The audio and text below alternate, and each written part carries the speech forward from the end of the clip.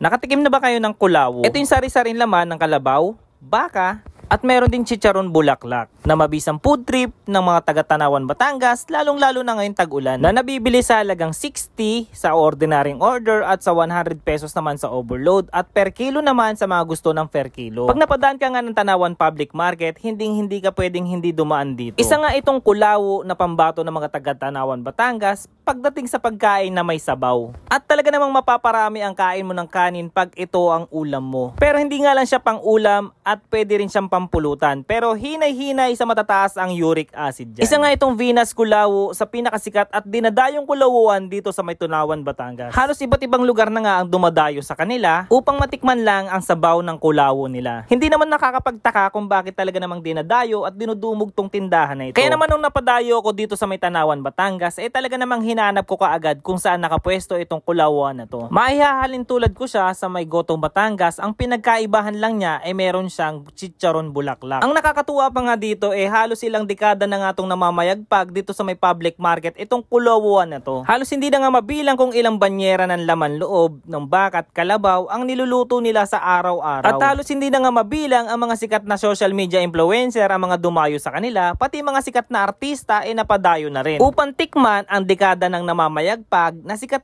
na sabaw ng kulawo ng Tanawan, Batangas. At kaya naman kung hindi ka pa nakatikim neto, tara, samahan mo kong mag-food trip. Hi Nay, good afternoon po. Nay, pwede malaman pangalan nyo? Lourdes po. Nay Lourdes, ano po itong tinitinda nyo? Mga laman loob po ng baka, kalabaw, baboy. Saan naman po ito located? Dito po sa Tanawan. Tanawan, Batangas? Yes po. Anong oras po kayo nag-open dito? 24/7 po kami, sir. Magkano po per order?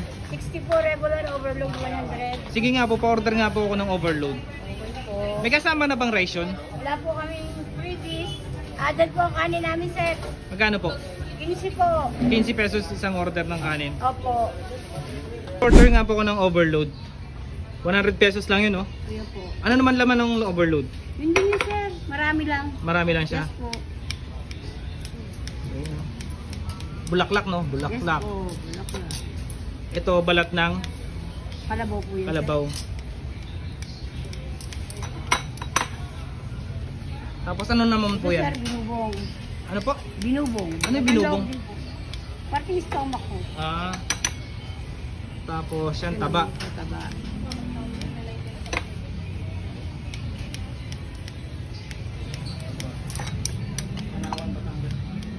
Ano naman, sir, laman.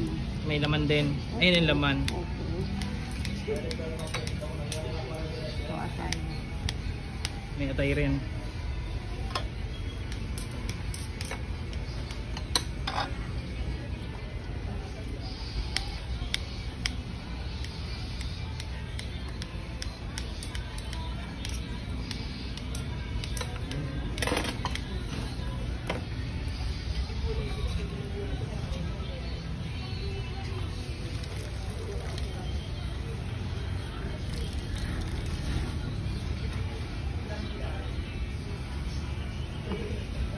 Yan, ayan yung oras ng order ng overload. Opo, sir. 100 po yan. So yung mga barangay, nandito tayo ngayon sa may Tanawan Public Market at dinayo nga natin itong Venus Kulawo. So yung mga barangay, 1971 pa daw to nag-start So umorder tayo dito ng kulawo nila mga barangay ng overload sa halagang 100 pesos. Yan 24 hours tong open mga barangay, kaya kung gusto mo na ganitong food trip, dayuhin mo to. Yan ang dami So may pagkakalintulad siya sa Gotong, Batangas. Marami siyang may balat, laman loob, mga laman ng ng baka sa kalabaw. May balat din. So gumawa na tayong sausawan. Sabaw.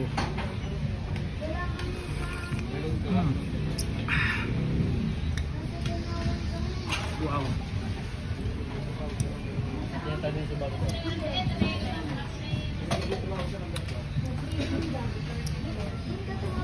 So mga barangay, napakahilig natin sa kape.